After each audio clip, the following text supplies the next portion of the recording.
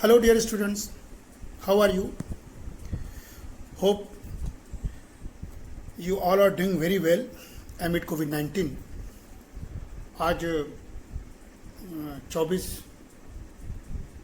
जुलाई है 2020 और तमाम गतिविधियों के बाद चूँकि अब वक्त ऐसा आ गया कि क्लासेस भी शुरू हो जाने चाहिए थे, तो आई थॉट कि today I just record for you topic on COVID-19 and its impact on Indian economy and revival process, which I have already delivered through web dialogue, but to load on YouTube for the benefit of other students, I am here to present before this topic. Dear students, this is outline. You all know about the COVID, not to repeat again and again. But I will present this topic which will cover 4 points. That is, what is the situation of total cases of coronavirus?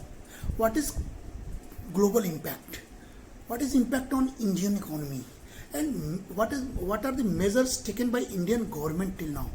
And of course, we should suggest some suggestions for the Indian economy that insist of prospects of Indian economy. You all know, dear friends, on the first part that daily routine you used to check the cases of COVID-19. Until today, world has witnessed more than 1.5 crore people have been affected from this dangerous disease, in which 6.6 lakh people have been died, and maximum had died in United States of America, that accounts more than 1.5 lakhs. And in this race, India's position is third after Brazil, and Indian cases is also increased to 12 lakh active coronavirus cases, in which near about 30,000 have been dead. So the coronavirus is affecting more than 13 countries and territories around the world, and global changes shows that it is increasing day by day, and WHO is warning us to be cautious. So comparatively, India is doing well to fight COVID-19 because our mortality rate is better than Western Hemisphere's countries. Okay, so what is when we talk about the global impact, it is by now clear that the global COVID-19 pandemic had wide-ranging impact on the world. While it is impossible to predict and any certainty the scale and spread of the coronavirus, let alone its impact on international economics, politics, society, and it's possible to systematically identify areas of potential vulnerability for the world's major economics. Okay, and overall the dimensions of impact can be depicted as global public health dimension, economic effects dimension, domestic politics dimension, international security dynamics, transnational exchange or globalization dimensional. Financial markets will naturally hit, consumer spending will fall, this is also a dimension, and last but not least is manufacturing output will suffer and energy consumption will decline.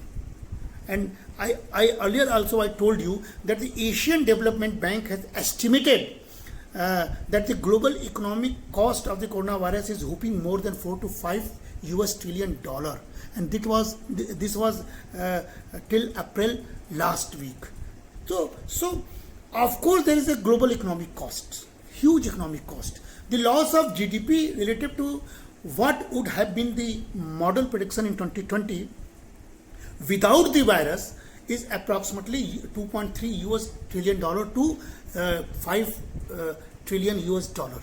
That was pre-COVID periods, and that is which is 2% lower than the baseline. Okay, so of that the US economy losses 420 billion US dollar in 2020 at the end of April 2020, or about 2% less than the pre-virus baseline. Of course, if the virus spreads more widely or turns out to be more severe, the cost would be larger. So there's no issue to debate about the huge loss of world economy. Of course, there is a huge loss of world economy, dear friends. So we all know this, and in India's scenario, we all know that pre-COVID era was not so good for Indian economy. Right? And from 2011, 12, 13, 14, 15, 16, 17, 18, 19, 20 until 2021, the GDP rate was dipping. This I am talking about pre-COVID-19, and that dipped to near about 5% GDP. So that was not very good, but COVID-19 was the another blow to Indian economy. This we have to take as a receiver point. Okay, so India's financial distress was established by the pandemic, and with limited fiscal space, the onus for economic revival rests with the Reserve Bank of India, which Reserve Bank of India had done. Okay, and the constantly involving COVID-19 pandemic has caused a long shadow on the global economy, which was already jolted by the US-China trade war. And indeed, in January 2020, updated to the World Economic Outlook, the International Monetary Fund downgraded India's growth estimated to 4.8%. So the earlier estimation was low, and then COVID-19 arises. So the impact on Indian economy amid COVID-19 is also enormous. India's growth in the fourth quarter of the fiscal year 2020 went down to 3.1% according to our Ministry of Statistics. This we have to believe. So, and unemployment, the second parameters of the economics, unemployment rose from 6.7% to on 15th March 2020 this year to 26% to 27% on 19th April 2020 when coronavirus was there. Then back down to pre-COVID lockdown levels on the mid-June also. But again, it is increasing. Unemployment is increasing. So during the lockdown, an estimated 14 crore, that is 140 million people, lost employment while salaries were cut for many others. So this was the impact. Really, this was the impact. But what to do? Coronavirus is not our fault. So more than 45% of households across the nation have reported an income drop as compared to the previous year, and up to 53% of business in the country were projected to be significantly affected. Those in the informal sectors and daily wage groups have been at the most risk, and a large number of farmers around the country grow perishables also face uncertainty. So impact of Indian economy was very enormous. This we have to think over that. But government has taken many steps during this period. Okay, so under complete lockdown, dear students, you all know, I have already told you, less than a quarter of India's, there was $2.8 trillion economy movement was functional at the pre-COVID-19 era in our Indian economy. Indian economy was not very much large economy, and rupees 32,000 crore rupees we were daily losing during this lockdown. So we have already in the losing position also. Revenue side is also a loser side, and then the whole impact is very much enormous. That's why we have to talk it balancedly. And it was estimated that the losses to tourism industry was also very much alarming. So the major impact was on MSMEs, which government has also realized, and that's why in Atmanirbhar Bharat there was a huge package for MSMEs. And this sector, MSME sectors contributes 30% to 35% of GDP, showing a bifurcation of micro 99%, small 0.52%, and medium 0.01% enterprises. So this bifurcation shows the structure of MSMEs in our country.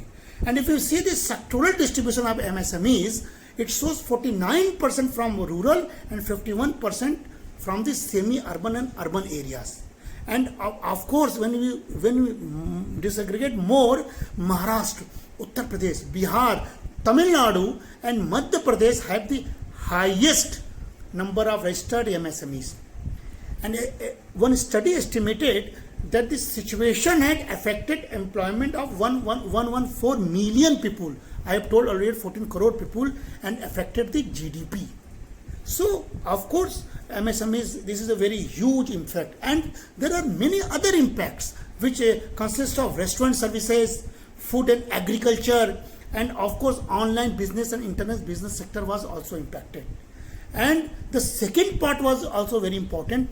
As a student of economics, we should know that there was crunching the money, and demand side is also affected, was also affected.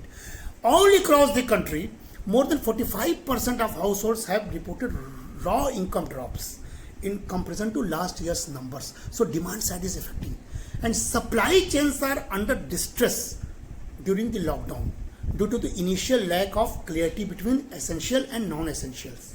And the most risk group of people in the economy are informal sector and daily wage workers, as they have always been. We all know this is the most affected sectors. And farmers that had invested in perishable foods prior to the unforeseen circumstances being faced today are also facing still now uncertainty all across the India. And dear students, most major organizations across the nation have either temporarily suspended or significantly reduced their operation in such time. So, new and upcoming startups have taken a deep fall. This is also very much important because youth has related with this. Very much deep fall as the pandemic has affected the funding levels. This is the we all witness this all situation in daily routine. So there is a huge human cost, dear students, huge human cost, because the impact on large proportion of the 40 million migrants laborers, those who provided the muscles to power India's construction, agricultural and other sectors, have been very disturbing. We all see the disturbing scenes of the migration laborers. And the micro, small and medium enterprises sector, which contributes 30% to India's GDP, they are unable to pay their employees, and several and many don't have the financial resources to restart their business. So this was the impact of Indian economy. And of course agriculture sectors is also impacted. Also revenue side, we have a great loss of revenue side already, I have told you. And lockdown, you all know lockdown, and still government's collection has been hit in May, June, 87.3% of GST has been lost for the government. And sector wise losses, if you will see, then financial real estate is minus 17.3% loss in this up to April 2020 in amid COVID-19, minus 14.7% loss of mining, quarrying, minus 13.9% loss to electricity, gas, water supply, etc., minus 13.3% loss to construction sector, minus 9.75% to trade, hotel, transport, communication, etc., this type of sectors, and also minus 6.3% loss to manufacturing sectors. So the overall loss is huge. And the estimated by there was very much estimated by many institutions like Moody's, Crystal, and IMF, etc. They all predicted Indian economy to dip up to 1.9%. Many predicted to minus 7%, many predicted to minus 6.8%. Moody's predicted to minus 4%, World Bank predicted to minus 3%. Only IMF predicted Indian economy as a 1.9%. And also Asian Development predicted very positively for Indian economy, that is 4%. So we have to look these predictions also. And now let us not forget what government has done to revive this economy. Because dear students, in India, the life versus livelihood debate also played out in this era. With the government first announcements that life would be prioritized over livelihood, which later changed to an equal importance being given to life and livelihood. And during the many meetings, our Prime Minister Modi used to say that "Jaan se lekar jag tak," that means from an individual to the whole of humanity, would be the new principle of way of life. So this is good. And then the day come on 12th May, our Prime Minister addressed the nation saying that the coronavirus pandemic was an opportunity for India to increase self-reliance.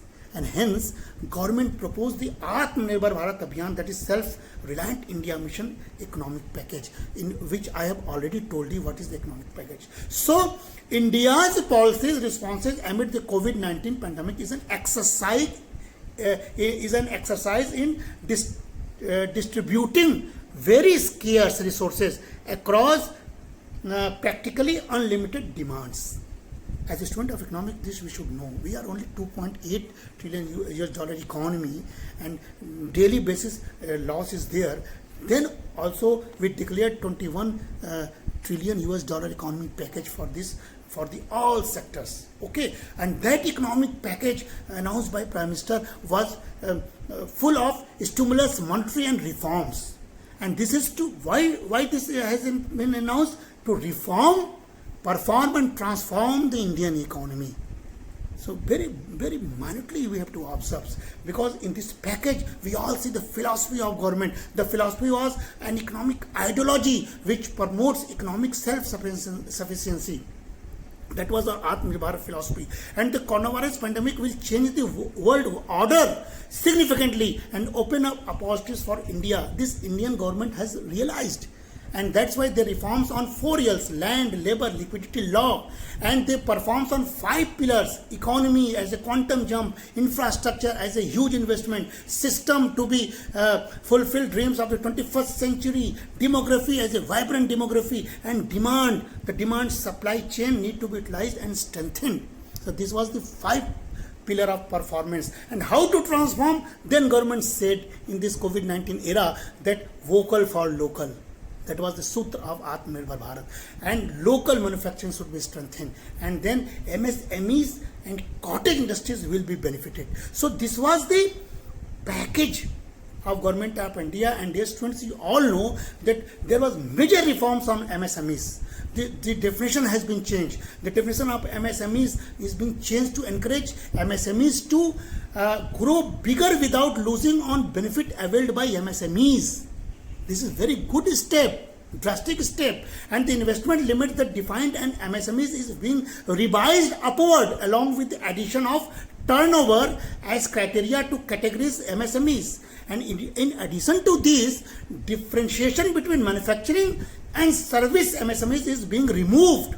Very welcome step. And then the government also procurement tenders up to rupees 200 crore will no longer be open to the global tenders or players, allowing SMEs the chance to compete. So government realized that we have to strengthen the MSMEs, and many measures was for SMEs. So dear students, the economics of scale could be replaced now by economics of scope with this package. And there's a lot of positives for the local economies. And of course now there's a scope of Make in India.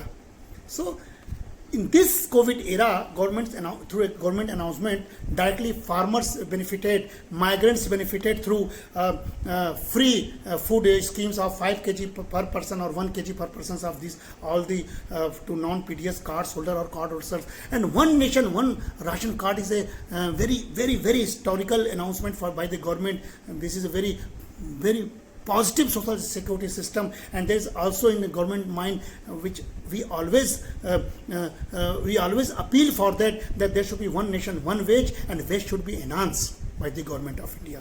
So dear students, direct farmers, direct migrants, and direct street vendors, nearly 50 lakh street vendors has been also benefited by this package. So this was all done by the government of India. And then again in this last month, Prime Minister re-announced for the poor and government scheme to distribute free food grains to 80 crore of Indian poor till November 2020. And for this, government will spend more 90,000 crore rupees. So this is very good. And there are many proposals by the many economists, but government is doing a lot, and government is doing very much support to the poor, migrants, poor, farmers, and Manrega. They all contributed to 6.90 lakh crore for migrants, poor, farmers, and Manrega. So we have to realize that United Nations experts, world experts have hailed this package of economy, and India will be beneficiary in the mid-term and long term. And there should be optimistic view that we will revive as a V-shaped sector economy. So there may be complication, but still agriculture is our silver line. and agriculture was expected to be the only silver lining in the economy in the current financial year. We all know the sale of fertilizer is rising, exports is rising, and e-waste bills are generating. So post-COVID opportunities are there, and India will have the opportunity to build an economy that is more resilient, diversified, and attractive to the global manufacturing and services, as the majority of the business worldwide have faced disruptions and economic fallout. So we have great opportunity. We should revive our rural economy. There is a lot of opportunities. There is a lot of opportunities for make in India. So we have to plan for the best. Think of the worst, but we have to plan for the best, and naturally there is a new models for economics is needed in this post-COVID area for the Indian economy, because we have to be present ourselves as an alternative of Chinese economy. So there is a lot of prospects. Trace rural wealth, vocal to local, make in UP, make in India, village economy, village tourism. And last but not least, again I will say that as Prime Minister appealed to you, no ABCD approach. That means don't avoid, don't bypass, don't confuse, and don't delay anything. Dear students who are sitting in the institutional level, and adopt the road that is responsibility, ownership, accountability, and discipline. And that's how this is today's lecture. Thank you to students. Do well and stay safe at your home.